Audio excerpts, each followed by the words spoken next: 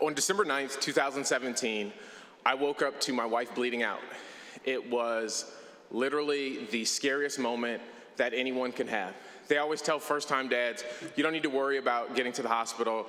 All you do is plan the fastest route and think about it, but really you're just gonna get to the hospital and wait.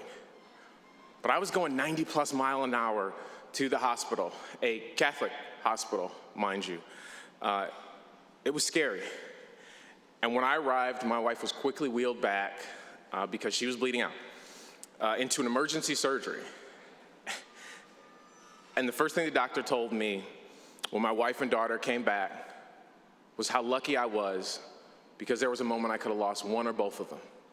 That if I had been a couple minutes slower, if we had had a different doctor, we would be having a different conversation in that moment.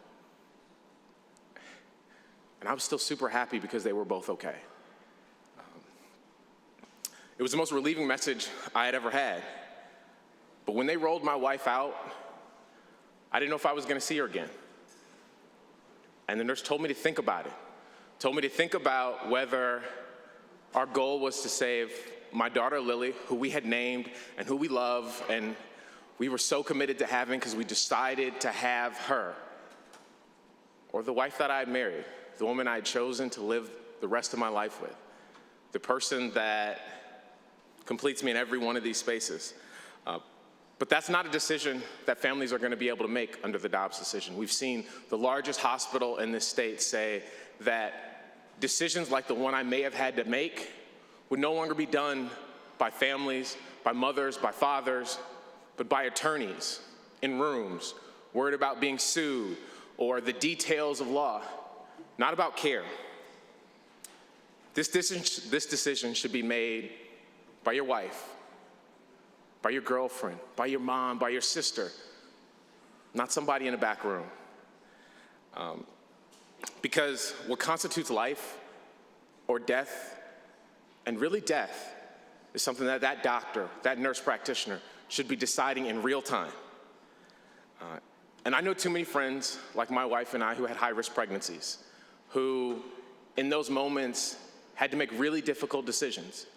Far too many people you know and love have had to make a decision to have a medically induced miscarriage for the viability of their spouse, their girlfriend, your sister, your niece, your family, my family. Those are the decisions that people are no longer going to be able to make. And that's not okay. Let me be clear, and let me say strongly and unabashedly that I support a woman's right to choose, because I believe in her body agency, in them, in people who can become pregnant's ability to determine when and if they should be pregnant. And this is something that men have to step up and do. And I say that as a black man who, for the majority of the last 2 years, have had to come up and step up and say, hey, please stand with me. And I have colleagues on both sides, men, women, black, white, Latino, South Asian, who have stepped up and said that black people's issues matter, that they stand with us on a variety of issues and have introduced reforms. These are not partisan issues, these are people issues. And men have got to step up and say that women's issues are men's issues. And so I extend that sense of allyship with my colleague from the 13th District when at a rally this past Friday, someone, a black man mind you, stood up to shout her down. And I stepped in, not to seek the stage, not to talk, but to have a side conversation to ensure that her voice was heard. Because in these moments, too often, the voices of people who can become pregnant are not being listened to, are not being heard. And when we're really an ally, we highlight those voices. We do everything we can to ensure that people hear them and the things that matter most in these moments. And so I stand here speaking up because I stand with people who can be pregnant to help them make the decisions that they need and that matter most to them. Because having a child is a deeply personal decision, something that should be determined by the people who love each other and are excited about bringing in a life into this world.